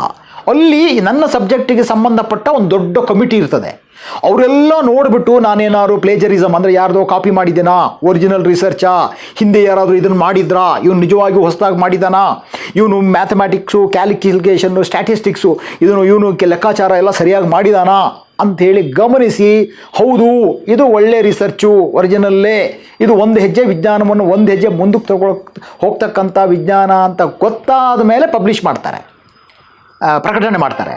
ಅದನ್ನು ಪಿಯರ್ ರಿವ್ಯೂ ಜರ್ನಲ್ ಅಂತ ಹೇಳ್ತಾರೆ. ಸಾಮಾನ್ಯವಾಗಿ ಯಾವುದೇ ಒಂದು ವರದಿ ಬಂದಾಗ ಪತ್ರಿಕೆಯಲ್ಲಿ ಬರುತ್ತೆ ಈ ವ್ಯಾಕ್ಸಿನ್ ಒಳ್ಳೆಯದಂತೆ ಅಂತ, ಅವಾಗೊಂದು ಮಾತು ಕೇಳ್ತಾರೆ, ಪಿಯರ್ ರಿವ್ಯೂ ಜರ್ನಲಲ್ಲಿ ಪಬ್ಲಿಷ್ ಆಗಿದೆಯಾ? ಪಬ್ಲಿಷ್ ಆಗಿದ್ದರೆ ಮಾತ್ರ ನಾವು ನಂಬಬಹುದು. ಪತ್ರಿಕೆಯವರು ಯಾವ ಪ್ರೆಸ್ ಕಾನ್ಫರೆನ್ಸ್ ಮಾಡಿದ್ರೆ ಮಾರದಿನ ಫುಲ್ ಹಾಕಿಬಿಡ್ತಾರೆ. ಅದರಲ್ಲೂ ಸ್ವಲ್ಪ ಜೋರಾಗಿ ಏನೋ ಹೇಳಿದ್ರೆ ಎಲ್ಲ ಸಂಪೂರ್ಣ ವಾಸಿ ಅಂದರೆ ದೊಡ್ಡದಾಗಿ ಆಗ್ತದೆ, ಮೀಡಿಯಾದಲ್ಲೂ ಎಲ್ಲ ಕಡೆ ಬಂದುಬಿಡ್ತದೆ. ಅದರಲ್ಲಿ ಸತ್ಯ ಆಗಿರಲ್ಲ. ಯಾಕಂದರೆ ಅದು ವಿಜ್ಞಾನದ ಸತ್ಯ ಅಂತ ಗೊತ್ತಾಗಬೇಕಾದ್ರೆ ಅದು ಪಿಯರ್ ರಿವ್ಯೂ ಜರ್ನಲ್ನಲ್ಲಿ ಪಬ್ಲಿಷ್ ಆಗಿರಬೇಕು. ಆ ಪಿಯರ್ ರಿವ್ಯೂ ಅಂಥ ಜರ್ನಲ್ ಅಲ್ಲ ಇದು ಸೈಂಟಿಫಿಕ್ ಅಮೆರಿಕನ್ನು. ಆದರೆ ಬಹಳ, ಯಾಕಂದರೆ ನೇಚರ್ ಗ್ರೂಪ್ನಿಂದಾಗಿಂದ ಭಾಳ ಅನೇಕರು ಬಹಳ ದೊಡ್ಡ ವಿಜ್ಞಾನಿಗಳನ್ನು ಹುಟ್ಟಾಕಿರ್ತಕ್ಕಂಥ ಒಂದು ನಿಯತಕಾಲಿಕ ಇದು ಸೈಂಟಿಫಿಕ್ ಅಮೆರಿಕನ್ನು. ಭಾಳ ಚೆನ್ನಾಗಿ ಅನೇಕ ವರ್ಷಗಳಿಂದ ಬರ್ತಾ ಇರ್ತಕ್ಕಂಥ ಇದು ನಿಯತಕಾಲಿಕ. ಇದು ಸೈಂಟಿಫಿಕ್ ಅಮೆರಿಕದಲ್ಲಿ ಹುಟ್ಟಿದ್ರೂ ಕೂಡ ಈಗ ಯಾರು ಓನರ್ಶಿಪ್ ಯಾರಿಗೂ ಹೋಗಿದೆ ಅನ್ನೋ ಥರ ನೇಚರ್ಗೆ, ಇದು ಇಂಗ್ಲೆಂಡಿನ ನೇಚರ್ನವರ ಗ್ರೂಪಿಗೆ ಇದು ಬಂದಿದೆ. ಈ ಸಾರಿ ಈ ಪತ್ರಿಕೆಯಲ್ಲಿ ಒಂದು ವರದಿಯನ್ನು ತಂದಿದ್ದಾರೆ. ಅದೇನು ಅಂತ ಹೇಳಿದರೆ, a special report on auto immune diseases ಅಂತ, science of auto immune diseases. ಭಾಳ ಚೆನ್ನಾಗಿದೆ ನನಗೆ ಅನ್ನಿಸ್ತು. ಏನಿದು ಆಟೋ ಇಮ್ಯೂನ್ ಡಿಸೀಸಸ್ ಅಂತ ಹೇಳಿದರೆ? ಆಟೋ ಇಮ್ಯೂನ್ ಡಿಸೀಸ್ ಅಂತ ಹೇಳಿದರೆ ಅದರ ಟೈಟ್ಲೇ ಚೆನ್ನಾಗಿದೆ. ನೀವು ನೋಡಿದರೆ the body against it self, ನಮ್ಮ ದೇಹ ನಮ್ಮ ವಿರುದ್ಧವಾಗಿಯೇ ಕೆಲಸ ಮಾಡ್ತಕ್ಕಂಥದ್ದು ಅಂತ. Body against it self. ಏನಿದು ಅನೇಕ ಕಾಯಿಲೆಗಳು, ಸುಮಾರು 76 ಕಾಯಿಲೆಗಳನ್ನು, ಇನ್ಕ್ಲೂಡಿಂಗ್ ಟೈಪ್ 1 ಡಯಾಬಿಟೀಸ್, 76 ಕಾಯಿಲೆಗಳು ನಮ್ಮ ದೇಹದಲ್ಲಿ ಉಂಟಾಗೋದಕ್ಕೆ ಹೊರಗಿನ ಏಜೆಂಟ್ ಅಲ್ಲ. ಯಾವುದೋ ವೈರಸ್ಸು, ಯಾವುದೋ ಬ್ಯಾಕ್ಟೀರಿಯಾ, ಯಾವುದೋ ಪ್ರೋಟೋಸೋವಾ, ಯಾವುದೋ ಇನ್ಸೆಕ್ಟ್ ಬೈಟೋ ಅಥವಾ ಯಾವುದೋ ಕೆಮಿಕಲ್ ಪಾಯ್ಸನ್ನೋ ಅಲ್ಲ. ನಮ್ಮ ದೇಹದ ರೋಗ ನಿರೋಧಕ ಪಡೆ ಏನಿದೆ, ಆ ಪಡೆಯಲ್ಲೇ ಉಂಟಾಗ್ತಕ್ಕಂಥ ವ್ಯತ್ಯಾಸ ಮತ್ತು ನಮ್ಮ ದೇಹವೇ ನಮ್ಮನ್ನು ಅಟ್ಯಾಕ್ ಮಾಡ್ತಕ್ಕಂಥದ್ದು, ಇದನ್ನು ಸಿವಿಲ್ ವಾರ್ ಅಂತ ಹೇಳ್ತಾರೆ. ಯಾಕಂದರೆ the body either is not able to recognise our own part. ನಮ್ಮದೇ ಕೆಲವು ಸಾರಿ ಯಾವುದೋ ಒಂದು ಸಿನಿಮಾದಲ್ಲಿ ನೋಡಿದ್ದೆ, ಅವನು ಮನೆಗೆ ಕಳ್ಳ ಬರ್ತಾನೆ, ನಮ್ಮ ದೊಣ್ಣೆ ಇಟ್ಕೊಂಡು ಬಾಗಿಲ ಹತ್ರ ಕೂತಿರ್ತಾನೆ, ಸಾಯಂಕಾಲ ಮಾವ ಬರ್ತಾನೆ, ಅವನು ಒಂದ್ಸಲ ಕಳ್ಳ ಬರ್ತಾನೆ ಅಂತಾರೆ, ಮಾವನ ತಲೆ ಮೇಲೆ ಹಾಕ್ತಾನೆ. ಹಾಗೆ ಇದು ನಮ್ಮದೇ ದೇಹದ ಭಾಗವನ್ನು, ಈಗ ಕೊಲೆಸ್ಟ್ರಾಲನ್ನು ನಮ್ಮ ದೇಹ ಅಟ್ಯಾಕ್ ಮಾಡುತ್ತೆ. ಕೊಲೆಸ್ಟ್ರಾಲ್ ಹರಿತಾ ಇರುವಾಗ ಕೊಲೆಸ್ಟ್ರಾಲನ್ನು ನಮ್ಮ ದೇಹ ಶತ್ರು ಅಂತೇಳಿ ಅಟ್ಯಾಕ್ ಮಾಡಿ ಹಾರ್ಟ್ ಅಟ್ಯಾಕ್ ಆಗುತ್ತೆ. ಅದನ್ನು ಆಟೋ ಇಮ್ಯೂನ್ ಡಿಸೀಸ್ ಅಂತ ಹೇಳ್ತಾರೆ. ಹೌದು, ಕೊಲೆಸ್ಟ್ರಾಲ್ ಜಾಸ್ತಿ ಇರ್ಬೋದು, ಬೇರೆ ವಿಷಯ. ಆದರೆ ಕೊಲೆಸ್ಟ್ರಾಲನ್ನು ಶತ್ರು ಅಂತ ರೆಕಗ್ನೈಸ್ ಮಾಡಿ ನಮ್ಮ ರೋಗ ನಿರೋಧಕ ಶಕ್ತಿ ಮುಗಿಬಿದ್ದು ಅಟ್ಯಾಕ್ ಮಾಡಿ ಅಲ್ಲಿ ಈ ಗಲಾಟೆ ದೊಂಬಿ ನಡೆದಿದ್ದರಿಂದ ಅಲ್ಲಿ ಗಾಯ ಆಗಿ ಹಾರ್ಟ್ ಅಟ್ಯಾಕ್ ಆಗ್ತಕ್ಕಂಥದ್ದು. ಇದು ಇಂಥ ಕಾಯಿಲೆಗಳನ್ನು, ನಮ್ಮ ದೇಹ ನಮ್ಮದ ವಿರುದ್ಧವೇ ತಿರುಗಿ ಬೀಳ್ತಕ್ಕಂಥ ಕಾಯಿಲೆಗಳನ್ನು ಆಟೋ ಇಮ್ಯೂನ್ ಡಿಸಾರ್ಡರ್ಸ್ ಅಂತ ಹೇಳ್ತಾರೆ. ಯಾಕೆ ಈ ರೀತಿ ಮಾಡ್ತದೆ, ಯಾಕೆ ಸಿವಿಲ್ ವಾರ್ ನಮ್ಮ ದೇಹದಲ್ಲಿ ಆಗ್ತದೆ ಅಂತಕ್ಕಂಥದ್ದು ಇದುವರೆಗೂ ಸ್ಪಷ್ಟವಾದ ವೈಜ್ಞಾನಿಕ ಲಾಸ್ಟ್ ವರ್ಡ್ ಅಂಥೇಳಿ ಗೊತ್ತಿಲ್ಲ. ಈ ವರದಿಯಲ್ಲಿ ಸ್ವಲ್ಪ ಮಟ್ಟಿಗೆ ಯಾವ ರೀತಿ ನಮ್ಮ ದೇಹದಲ್ಲಿ ರೋಗ ನಿರೋಧಕ ಶಕ್ತಿ ಅಂತೇಳಿ ಟಿ ಸೆಲ್, ಬಿ ಸೆಲ್, ಬೇರೆ ಮ್ಯಾಕ್ರೋಫಾಜ್, ಬೇರೆ ಬೇರೆ ರೋಗ ನಿರೋಧಕ ಪಡೆ ಇದಾವಲ್ಲ, ಅವುಗಳಲ್ಲಿ ಯಾವ ರೀತಿ ಕನ್ಫ್ಯೂಷನ್ ಸಿಗ್ನಲ್ ಬರ್ತದೆ, ಯಾಕೆ ತನ್ನನ್ನು ತಾನೇ ಅಟ್ಯಾಕ್ ಮಾಡ್ತದೆ, ಈ ವಿಷಯವನ್ನು ಸರಿಯಾಗಿ ತಿಳ್ಕೊಂಡ್ರೆ ಮುಂದೆ ಬಹುಶಃ ಈ ಆಟೋ ಇಮ್ಯೂನ್ ಡಿಸೀಸ್ಗಳಿಗೆ ಬೇರೆ ರೀತಿಯ ಔಷಧಿಗಳನ್ನು ಕೊಡ್ಬೋದೇನೋ, ನಮ್ಮ ರೋಗ ನಿರೋಧಕ ಪಡೆಗೆ ಸರಿಯಾದ ಒಬ್ಬ ಕಮಾಂಡರ್ ಇಟ್ಟು ಅವನಿಗೊಂದು ಡೈರೆಕ್ಷನ್ ಕೊಡೋ ರೀತಿ ಮಾಡ್ಬೋದಾ ಗೊತ್ತಿಲ್ಲ. ಆದರೆ ಮೊದಲು ಈ ಪ್ರಾಬ್ಲಮನ್ನು ಅರ್ಥ ಮಾಡ್ಕೋಬೇಕು. ಐನ್ಸ್ಟೈನ್ ಒಂದು ಕಡೆ ಮಾತು ಹೇಳ್ತಾನೆ, ನನಗೆ ಯಾರಾದರೂ ಒಂದು ಪರಿಹಾರ ಕೊಡಿ ಅಂದರೆ ನಾನು ಪರಿಹಾರ ಹುಡ್ಕಕ್ಕೆ ಹೋಗಲ್ಲ, ಸಮಸ್ಯೆ ಏನು ಅಂತ ಟೆಸ್ಟ್ ಮಾಡ್ತೀನಿ, ಸಮಸ್ಯೆ ಏನು ಅಂತ ಅರ್ಥ ಮಾಡ್ಕೊಳಕ್ಕೆ ಹೋಗ್ತೀನಿ.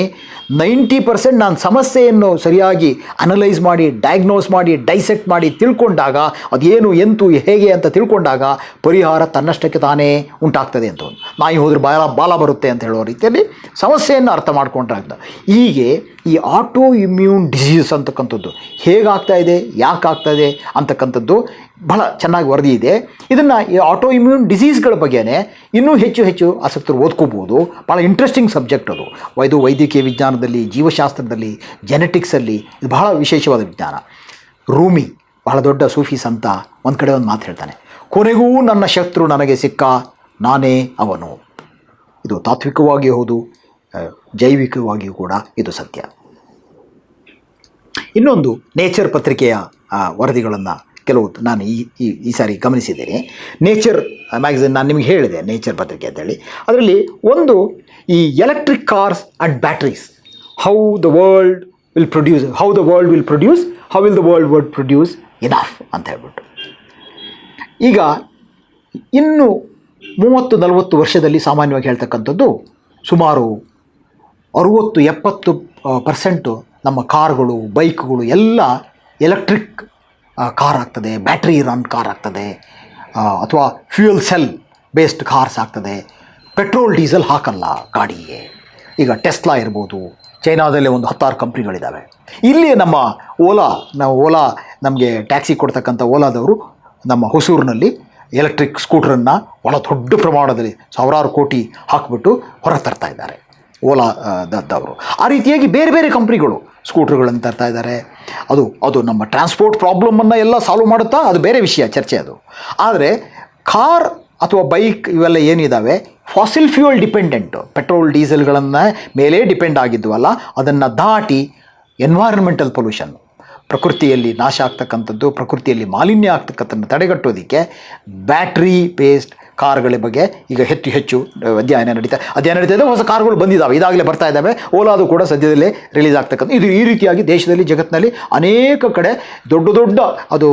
ದೊಡ್ಡ ಕಂಪ್ನಿ, ಟಾಟಾ ಇರ್ಬೋದು, ಮರ್ಸಿಡೀಸ್ ಬೆಂಜ್ ಇರ್ಬೋದು, BMW ಇರ್ಬೋದು, ಜಾಗ್ವಾರ್ ಇರ್ಬೋದು, ಯಾವ ಕಂಪ್ನಿಗಳು, ಎಲ್ಲ ಕಂಪ್ನಿಗಳು ಕೂಡ ನಾವು ಕೆಲವರು ಹೈಬ್ರಿಡ್ ಅಂದರೆ ಡೀಸೆಲ್ ಬೇಕಾದರೆ ಡೀಸೆಲ್ ಹಾಕ್ಬೋದು, ಡೀಸೆಲ್ ಹಾಕ್ಬೋದು ಅಥವಾ ಪೆಟ್ರೋಲ್ ಹಾಕ್ಬೋದು, ಅಥವಾ ನೀವು ಬ್ಯಾಟ್ರಿಗೆ ಸ್ವಿಚ್ ಓವರ್ ಆದರೆ ಬ್ಯಾಟ್ರಿಗೆ ಸ್ವಿಚ್ ಓವರ್ ಆಗ್ಬೋದು, ಅದು ಚಾರ್ಜ್ ಮಾಡಬೇಕಷ್ಟೇ ಅಂತ ಹೇಳ್ತಕ್ಕಂಥದ್ದು ಒಂದು ತಂತ್ರಜ್ಞಾನ ಎಲ್ಲ ಕಡೆ. ಎಲೆಕ್ಟ್ರಿಕ್ ವೆಹಿಕಲ್ ಈಗ ಸರ್ಕಾರವು ಕೂಡ 15 ವರ್ಷ ಆದರೆ ಎಲ್ಲ ಸ್ಕ್ರ್ಯಾಪ್ ಮಾಡಿ ಎಲೆಕ್ಟ್ರಿಕ್ ವೆಹಿಕಲ್ ಕಡೆ ಹೋಗಬೇಕು, ಇನ್ಸೆಂಟಿವ್ ಕೊಡ್ತಕ್ಕಂಥದ್ದು ಆಗ್ತಿದೆ. ಯಾಕಂದರೆ ಮಾಲಿನ್ಯದ ಬಗ್ಗೆ ಹೆಚ್ಚು ಆಸಕ್ತಿ ಇದೆ.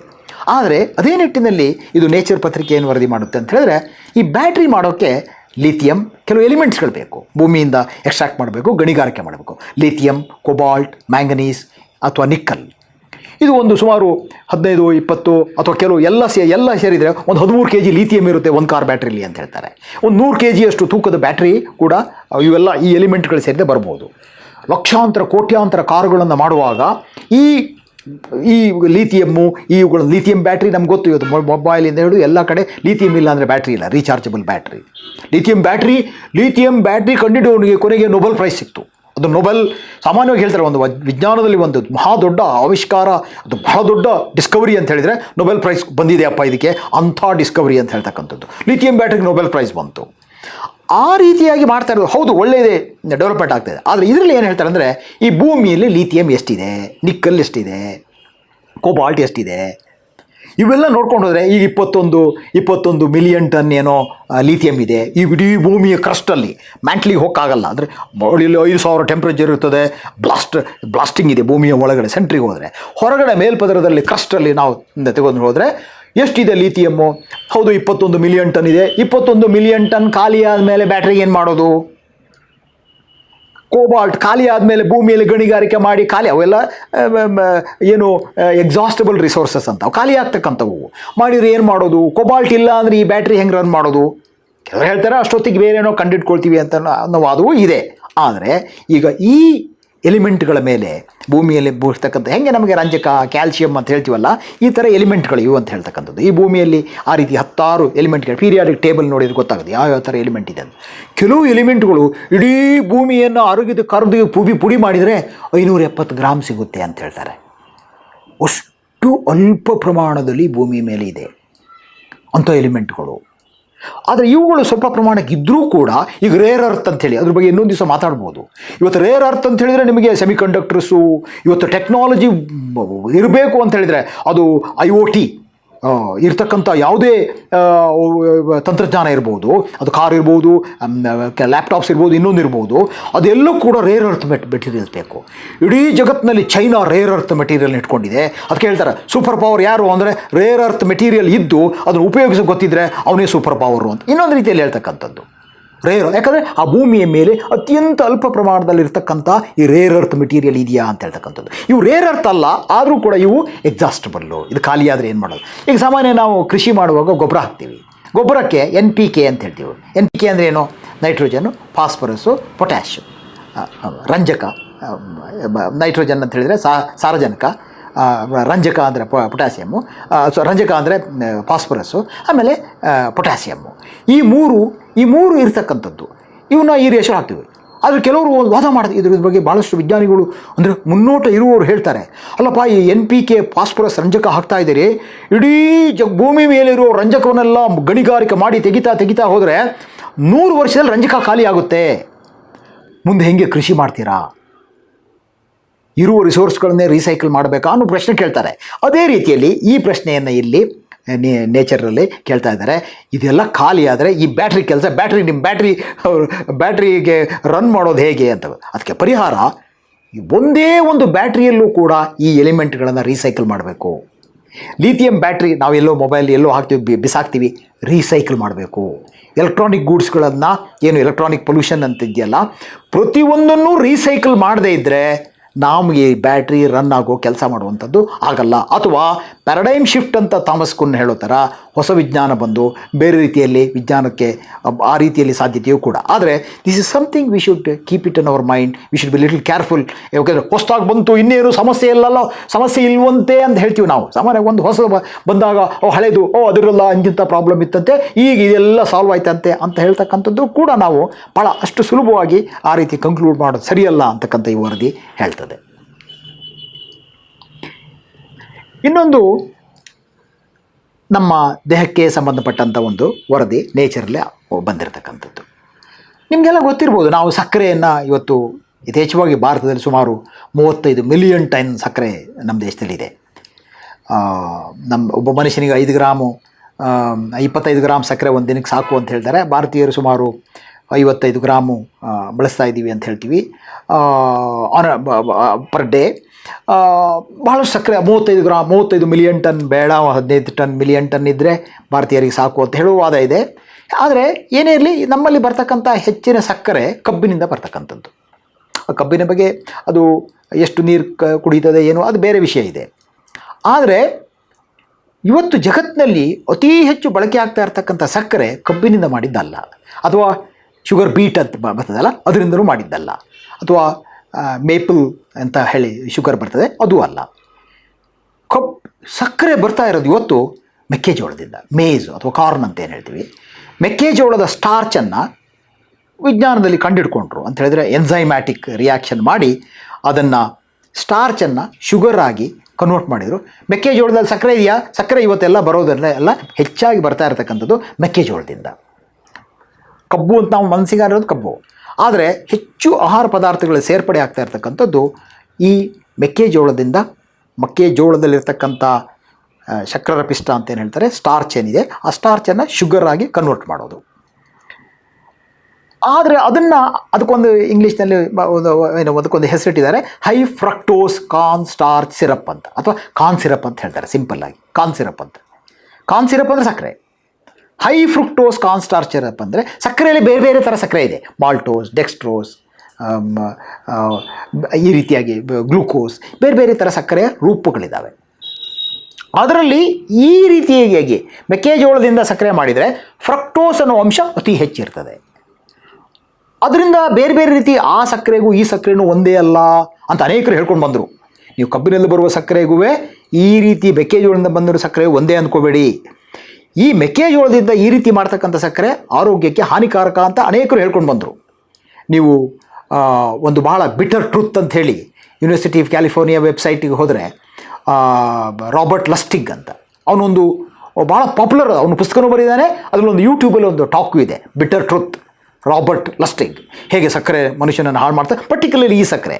ಆದರೆ ಈ ವರದಿಯಲ್ಲಿ ಏನು ಹೇಳ್ತಂದರೆ ಭಾಳ ವಿಶೇಷ ನನಗೆ ಅನ್ನಿಸ್ತು ಅದು. ಈ ಸಕ್ಕರೆಯನ್ನು ತಗೊಂಡಾಗ ಏನಾಗುತ್ತೆ ದೇಹದಲ್ಲಿ ಅಂತ ಹೇಳಿದರೆ, ನೋಡಿ ನಮ್ಮ 32 ಅಡಿ ಉದ್ದ ಇರತಕ್ಕಂಥ ನಮ್ಮ ಕರುಳೇನಿದೆ, ಕರುಳಿನಲ್ಲಿ ಒಂಥರ ಈ ಸೂಜಿ ಮಲ್ಲಿಗೆ ಹೂವಿನ ಇದ್ದಿದ್ದ ಹಾಗೆ ಅದಕ್ಕೆಲ್ಲ ವಿಲೈ ಅಂತಾರೆ. ಹೀಗೆ ಹೋದಾಗ ಅದಕ್ಕೆ ಅಲ್ಲಿ ಈ ರೀತಿಯಾಗಿ ಇದಿರ್ತದೆ, ಈ ರೀತಿಯಾಗಿ ಅದು ಹೊರ ಹೊಮ್ಮಿರ್ತದೆ. ದಾರದ ಏನು ಒಳ್ಳೆ ಸಣ್ಣ ಅದರೊಳಗಡೆ ರಂಧ್ರ, ಇದರೊಳಗಡೆ ಹೋಗಿ ಆಹಾರ ಅಬ್ಸಾರ್ಬ್ ಆಗಬೇಕು. ಇಷ್ಟು ಇರ್ತಕ್ಕಂಥ ಆ ವಿಲೈ ಅಂತ ಏನಿರ್ತದೋ ಅದು ಈ ಸಕ್ಕರೆಯನ್ನು ತಿಂದಾಗ ಇಷ್ಟು ಉದ್ದ ಆಗಿ ಅದು ಹರಡಿಕೊಳ್ತದೆ. ಅದು ಏರಿಯಾ ಇಷ್ಟಿದ್ದಿದ್ದು ಏನು ಗಿಡ್ಡ ಆಗಿದ್ದಿದ್ದು ಅದು ಉದ್ದ ಆಗಿಬಿಟ್ಟು ಅರಳ್ಕೊಳ್ತದೆ. ಅರಳ್ಕೊಂಡಾಗ ಹೆಚ್ಚು ಆಹಾರ ರಕ್ತಗತವಾಗ್ತದೆ. ಏರಿಯಾ ಜಾಸ್ತಿ ಆದಾಗ, ಈಗ ಯಾರೋ ಹೇಳ್ತಾರಲ್ಲ ನಿಮಗೆ, ಕೋಲ್ಗೇಟ್ ಯಾವುದೋ ಒಂದು ಪೇಸ್ಟ್ನವರು ನೀವು ಹೆಚ್ಚು ಖರ್ಚಾಗಬೇಕು ಅಂದರೆ ಏನೂ ಮಾಡಬೇಡಿ, ಅದ್ರ ಬಾಯಿ ದಪ್ಪ ಮಾಡಿ ಅಂತ, ಒತ್ತಿದ ತಕ್ಷಣ ಜಾಸ್ತಿ ಹೋಗ್ತದೆ ಅಂತ ಹೇಳ್ಕೊಂಡದ್ದು. ಹೀಗೆ ಇದ್ರ ಬಾಯಿ ದಪ್ಪ ಆಯಿತು. ಇದು ಈ ಸಕ್ಕರೆ ತಿಂದಾಗ ನಮ್ಮ ಹೀರ್ಕೊಳ್ತದಲ್ಲ, ಅದರ ಬಾಯಿ ದಪ್ಪ ಆದಾಗ ಹೆಚ್ಚು ಆಹಾರ ಬೇಗ ಶೀಘ್ರವಾಗಿ ಶೇಖರಣೆ ಆಗ್ತದೆ. ಶೇಖರಣೆ ಆಗಿಂದ ಬೊಜ್ಜು ಬರ್ತದೆ. ಬೊಜ್ಜು ಬಂದರೆ ಬೇರೆ ಬೇರೆ ಕಾಯಿಲೆಗಳು ಉಂಟಾಗ್ತದೆ ಅಂತ ಹೇಳ್ತಕ್ಕಂಥ ಒಂದು ವಿಜ್ಞಾನದ ಹೊಸ ಇದು ಕಂಡುಹಿಡಿದಿದ್ದಾರೆ. ಹೊಸ ಅಂದರೆ ಹೌದು, ಕೆಲವು ಸಾರಿ ವಿಜ್ಞಾನ ಮಾಡುವ ಅನಾಹುತವನ್ನು ವಿಜ್ಞಾನವೇ ತಿದ್ದುಪಡಿಯನ್ನು ಮಾಡ್ಕೊಳ್ಬೇಕಾಗ್ತದೆ. ಇದೊಂದು interesting development. High fructose corn starch syrup ಅಂತ ಏನು ಹೇಳ್ತಾರೆ, ಅದು ಕಬ್ಬಿನ ಸಕ್ಕರೆಗೆ ಕಬ್ಬಿನ ಸಕ್ಕರೆ ಭಾಳ ಒಳ್ಳೆಯದು ಅಂತ ಹೇಳ್ತಕ್ಕಂಥದ್ದಲ್ಲ, ಆದರೆ ಇದರಲ್ಲಿರ್ತಕ್ಕಂಥ ದೋಷಗಳು ಇದರಲ್ಲಿ ಇಲ್ಲ. ಇದನ್ನು ನಾವು ಗಮನಿಸಬೇಕಾಗಿರ್ತಕ್ಕಂಥದ್ದು. ಇನ್ನೊಂದು ನಮಗೆ ಬಹಳ ವಿಶೇಷ ಅಂತ ಅನಿಸುತ್ತೆ. ಇದು ನನಗೆ ಏನು ವಿಶೇಷ ಅಂತ ಹೇಳಿದ್ರೆ, ಇದು ಸಾಮಾನ್ಯವಾಗಿ ನಾವು ಹೇಳ್ತೀವಿ ಪಕ್ಷಿ ನೋಟ ಅಂತ. ಏನು ಪಕ್ಷಿ ನೋಟ ಅಂದರೆ? ಪಕ್ಷಿ ನೋಟ ಅಂದರೆ ಡಿಟೇಲಾಗಿ ಏನು ಗೊತ್ತಿಲ್ಲಪ್ಪ, ಒಂದು ಅಂದಾಜಿಗೆ ಎಲ್ಲ ಗೊತ್ತು ಅಂತ ಹೇಳ್ತಕ್ಕಂಥದ್ದು. ಬರ್ಡ್ಸ್ ಐ ವ್ಯೂ ಅಂತ ಹೇಳ್ತಾರೆ ಇಂಗ್ಲೀಷ್ನಲ್ಲಿ. Bird's eye view, worm's eye view. Worm's eye view ಅಂದರೆ ಡಿಟೇಲಾಗಿ ಏನು ಅಂತೆಲ್ಲ ಗೊತ್ತಾಯಿತು ಅಂತ, ಕ್ರಿಟಿಕಲಾಗಿ ನೋಡುವಂಥದ್ದು ಅಂತ ಹೇಳುತ್ತೆ. ಬರ್ಡ್ಸ್ ಐ ವ್ಯೂ ಅಂತ ಹೇಳಿದರೆ ಆ ಥರ ಅಂತ, ಪಕ್ಷಿ ನೋಟ ಅಂತ ಹೇಳ್ತೀವಲ್ಲ. ಆದರೆ ವಿಜ್ಞಾನಿಗಳಿಗೆ ಅನೇಕ ವರ್ಷಗಳಿಂದ ಕುತೂಹಲ ಏನಿತ್ತು ಅಂದರೆ, ಈ ಹಕ್ಕಿಗಳು ಜಗತ್ತನ್ನೆಲ್ಲ ಹಾರಾಡ್ತವೆ. ಸೈಬೀರಿಯಾದಿಂದ ಇಲ್ಲೆಲ್ಲೋ ರಂಗನತಿಟ್ಟಿಗೆ ಬರ್ತವೆ, ಎಲ್ಲೋ ಹೋಗ್ತವೆ, ಎಲ್ಲೋ ಮೊಟ್ಟೆ ಇಡ್ತವೆ. ಸಾವಿರಾರು ಅದು ಸಾಂಗ್ ಬರ್ಡ್ ಅಂಥೇಳಿ ಕೆನಡಾದಿಂದ 2.5-3 ಗ್ರಾಮ್ ಇರೋ ಹಕ್ಕಿ ಸರಿಯಾಗಿ ತಿಂದು ಹೊಡೋಕ್ಕಿಂತ ಮೊದಲು ಚೆನ್ನಾಗಿ ತಿನ್ನುತ್ತೆ. ಅದು ಒಂದು ಸ್ವಲ್ಪ ವೆಯ್ಟು ಬರುತ್ತೆ ಅಂತೆ. ಬಂದುಬಿಟ್ಟು 3000 ಕಿಲೋಮೀಟ್ರ್ ಬ್ರೆಜಿಲಿಗೆ ಹೋಗ್ತದೆ, ಅರ್ಜೆಂಟೀನಾಗೆ ಹೋಗ್ತದೆ. ನಿಲ್ಲದೆ ಸಿಂಗಲ್ ಫ್ಲೈಟು ಹೇಗೆ ಹೋಗುತ್ತೆ ಈ ಹಕ್ಕಿ, ಹೇಗೆ ಹಾರುತ್ತೆ ಅಂತ ಗೊತ್ತೊಂದು ಬಹಳ ವಿಶೇಷ. ಮುಖ್ಯವಾಗಿ ಇವು ಅಲ್ಲಿಗೆ ಹೋಗಿ ಯಾವ GPS ಇಲ್ಲದೆ ಕೆಲಸ ಮಾಡ್ತಾವಲ್ಲ. ನಾವು ಇಲ್ಲೇ ಎಲ್ಲರೂ ನಗರದಲ್ಲಿರೋರು ಇಲ್ಲಿ ಬನ್ನಿ ಅಂತ ಹೇಳಿದರೆ ಮೊದಲೆಲ್ಲ ದಾರಿ ಕೇಳ್ತಾ ಇದ್ವಿ, ಈಗ GPS ಹಾಕ್ಕೊಳ್ಳಿ ಅಂತೀವಿ. GPS ಹಾಕ್ಕೊಂಡು ಬರಬೇಕು, ನೇವಿಗೇಟ್ ಮಾಡ್ಬೋದು, ಯಾರು ಎಲ್ಲಿಗೆ ಬೇಕಾದರೂ ಹೋಗ್ಬೋದು, ಯಾರನ್ನು ಕೇಳಬೇಕಾಗಿದೆ ಅದು ಎಲ್ಲಿ ಅಂತ ಸಾಮಾನ್ಯವಾಗಿ ಕೇಳಬೇಕಾಗಿಲ್ಲ ಅಂತಾಗಿದೆ. ಯಾಕಂದರೆ ಆ ಓಲಾ ಡ್ರೈವರು, ಊಬರ್ ಡ್ರೈವರು ಅವ್ರಿಗೇನು ನಿಮಗೆ ಬೆಂಗಳೂರು ಗೊತ್ತಿರಬೇಕು ಅಂತಲ್ಲ, ಮೊದಲೆಲ್ಲ ಡ್ರೈವರ್ ಆಗಬೇಕು ಅಂದರೆ ಬೆಂಗಳೂರು ಗೊತ್ತಿರಬೇಕು, ಹಾಗೆ ಎಂಥದ್ದೇನಿಲ್ಲ. ಈಗ GPS ಇದ್ದರೆ ಸಾಕು ಅಂತ. ಆದರೆ ಈ ಹಕ್ಕಿಗಳಿಗೆ GPS ಯಾರು, ಹೇಗೆ ಇವು ನೇವಿಗೇಟ್ ಮಾಡ್ತವೆ ಅಂತ ಒಂದು ದೊಡ್ಡ ಕುತೂಹಲದ ವಿಷಯ. ಅದಕ್ಕೆ ಇವತ್ತೇನು ಕಂಡುಹಿಡಿದಿದ್ದಾರೆ ಅಂತ ಹೇಳಿದರೆ, ಎಲ್ಲವೂ ತೀರ್ಮಾನ ಆಗಿದೆ ಅಂತಲ್ಲ. ಹಕ್ಕಿಯ ಕಣ್ಣಿನಲ್ಲಿ ಒಂದು ಪ್ರೋಟೀನ್ ಇದೆ, ಅದನ್ನು ಕ್ರಿಪ್ಟೋಪ್ರೀನ್ ಅಂತ ಹೇಳ್ತಾರೆ. ಕ್ರಿಪ್ಟೋಪ್ರೀನ್ 4 ಅಂತ ಅದಕ್ಕೊಂದು ಹೆಸರಿಟ್ಟಿದ್ದಾರೆ. ಆ ಪ್ರೋಟೀನ್ ಎಂಥದ್ದು ಕಣ್ಣಿನಲ್ಲಿ ಅಂತ ಹೇಳಿದ್ರೆ, ಅದು ಬೆಳಕಿಗೆ ಸ್ಪಂದಿಸ್ತಕ್ಕಂಥದ್ದು. ಯಾವುದು ಬೆಳಕಿಗೆ ಸ್ಪಂದಿಸ್ತದೋ ಅದು ಭೂಮಿಯ ಮೇಲಿರುವ ಮ್ಯಾಗ್ನೆಟಿಕ್ ಪವರ್ ಇದೆಯಲ್ಲ, ಭೂಮಿಗೊಂದು ಸುತ್ತ ಭೂಮಿನೇ ಒಂದು ಮ್ಯಾಗ್ನೆಟ್ ಅಂತ ಹೇಳ್ತೀವಿ ನಾವು, ಅಯಸ್ಕಾಂತ ಇದ್ದ ಹಾಗೆ ಅಂತ. ಅಯಸ್ಕಾಂತ ಇದ್ದಾಗ ಅದರ ಪ್ರಭಾವ ಅಲೆ ಇರ್ತದೆ, ಸುತ್ತ ಇರ್ತದೆ. ಆ ಆದರೆ ಅದು ಬಹಳ ವೀಕು. ಆ ಅಯಸ್ಕಾಂತದ ಅಲೆಯನ್ನು ಹಕ್ಕಿಯ ಕಣ್ಣಿನಲ್ಲಿರ್ತಕ್ಕಂಥ ಈ ಪ್ರೋಟೀನು ಗ್ರಹಿಸುತ್ತೆ. ಹೇಗೆ ಗ್ರಹಿಸುತ್ತೆ? ಅದು ಕ್ವಾಂಟಮ್ ಫೆನಾಮಿನಾ, ಕ್ವಾಂಟಮ್ ಫಿಸಿಕ್ಸ್ ಅಂದರೆ ಎಲ್ರಿಗೂ ಆಸಕ್ತಿ ಇರತಕ್ಕಂಥ ಸಬ್ಜೆಕ್ಟ್ ಅದು. ಕ್ವಾಂಟಮ್ ಫಿಸಿಕ್ಸ್ ಏನೋ ಎಂತೋ ರಿಚರ್ಡ್ ಫೇನ್ಮನ್ ನೆನಪಿಗೆ ಬರ್ತಾನೆ, ನೀಲ್ ಬೋರ್ ನೆನಪಿಗೆ ಬರ್ತಾರೆ, ಹೈಸನ್ಬರ್ಗ್ ನೆನಪಿಗೆ ಬರ್ತಾರೆ, ಬೇರೆ ಬೇರೆ ಕ್ವಾಂಟಮ್ ಫಿಸಿಕ್ಸ್ಗಳು ಬರ್ತಾಗೆಲ್ಲ ಹೇಳ್ತಾರೆ, ಇದು ಇವ್ರು ಕಂಡಿದ್ದು. ಆದರೆ ಹಕ್ಕಿಯ ಕಣ್ಣಿನಲ್ಲಿ ಇದಿದೆ. ಆ ಹಕ್ಕಿಯ ಇದು ಅಫ್ಕೋರ್ಸ್ ಇದ್ದಿದ್ದನ್ನೇ ಡಿಸ್ಕವರಿ ಮಾಡಿದ್ದು. ಆದರೆ ಈ ಹಕ್ಕಿಯ ಕಣ್ಣಿನಲ್ಲಿ ಈ ರ್ಯಾಡಿಕಲ್ ಪೇರ್ ಅಂತ ಈ ಪ್ರೋಟೀನ್ನಲ್ಲಿ ಇರ್ತಕ್ಕಂಥ ಎಲೆಕ್ಟ್ರಾನ್ಗಳು ಅವುಗಳ ಸ್ಪಿನ್ ಮೇಲೆ, ಅವುಗಳು ಯಾವ ರೀತಿ ಸ್ಪಿನ್ ಆಗ್ತವೆ, ಅದು ಒಂದು ಡೈರೆಕ್ಷನಲ್ಲಿ ಆಗ್ತದೋ ಆಪೋಸಿಟ್ ಡೈರೆಕ್ಷನ್, ಆ್ಯಂಟಿ ಸ್ಪಿನ್ ಅನ್ನೋದರ ಮೇಲೆ, ಆಧಾರದ ಮೇಲೆ ನಾನು ಎಲ್ಲಿದ್ದೀನಿ ಭೂಮಿ ಮೇಲೆ ಅಂತ ಹಕ್ಕಿಗೆ ಗೊತ್ತಾಗುತ್ತೆ. ಹಕ್ಕಿ ಏನು ಆಯುಧ ಇಟ್ಕೊಂಡಿಲ್ಲ. ನಾವು GPS ಆಕಾಶದಲ್ಲಿ ಸ್ಯಾಟಲೈಟ್ಗಳು ಹಾರಿಸ್ತಾ ಇದ್ದೀವಿ. ಆ ಸ್ಯಾಟಲೈಟ್ಗಳು GPS ಕನೆಕ್ಟ್ ಆಗಿದೆ, ಹಾಗಾಗಿ ನಾನು ಎಲ್ಲಿ ನೆವಿಗೇಟ್ ಮಾಡ್ತೀನಿ ಅಂತ ನನಗೆ ಗೊತ್ತಾಗುತ್ತೆ. ಅವು ಯಾವ ಸ್ಯಾಟಲೈಟು ಇಟ್ಟಿಲ್ಲ. ಅಥವಾ ಅಂಥದ್ದೇ ಶಕ್ತಿ ನಮ್ಮಲ್ಲೂ ಇತ್ತೇನೋ ನಮಗೆ ಗೊತ್ತಿಲ್ಲ, ಕಳ್ಕೊಂಡಿದ್ದೀವೋ ಗೊತ್ತಿಲ್ಲ. ಆದರೆ ಈ ಹಕ್ಕಿ ಕ್ವಾಂಟಮ್ ಫಿಸಿಕ್ಸನ್ನದೇನು ಅಕ್ವೈರ್ ಮಾಡಿದ್ದಲ್ಲ, ಅಥವಾ ಯಾವುದೋ ಬೆಲ್ ಲ್ಯಾಬಾರ್ಟ್ರಿಯಿಂದನೋ ಆ್ಯಪಲಿಂದನೋ ತರಿಸ್ಕೊಂಡು ಹಾಕ್ಕೊಂಡಿರೋದಲ್ಲ. ಕಣ್ಣಿನೊಳಗೆ ವಿಕಾಸದಲ್ಲಿ ಕಣ್ಣಿನಲ್ಲಿ ಈ ಕ್ವಾಂಟಮ್ ಫೆನಾಮಿನಾ ಇಟ್ಕೊಂಡು ಅದು ಇಡೀ ಜಗತ್ತನ್ನು ನೇವಿಗೇಟ್ ಮಾಡ್ತದೆ. ಇದೊಂದು ಬಹಳ ಅದ್ಭುತವಾದ quantum physics in the eye of a bird. So it is no longer a bird's eye view, it is rather a detailed view, rational view of at the atomic level, sub atomic level. ಇದು ಭಾಳ ವಿಶೇಷವಾಗಿದೆ ಅಂತ ಅನಿಸುತ್ತೆ. ಇದ್ರ ಬಗ್ಗೆ ಹೆಚ್ಚು ಇನ್ನೂ bird navigation ಬಗ್ಗೆ ಅಧ್ಯಯನ ಮಾಡ್ಬೋದು, ತಿಳ್ಕೊಬೋದು ಆಸಕ್ತರು. ಇನ್ನು ಕೊನೆಯದಾಗಿ ಇದು ನ್ಯೂ ಸೈಂಟಿಸ್ಟ್ ಅಂತೇಳಿ, ಇದು ಕೂಡ ಒಂದು ಒಳ್ಳೆಯ ವಿಜ್ಞಾನ ನಿಯತಕಾಲಿಕ. ನಾನು ಅನೇಕ ಬಾರಿ ಇವುಗಳನ್ನೇ ರೆಫರ್ ಮಾಡೋದು.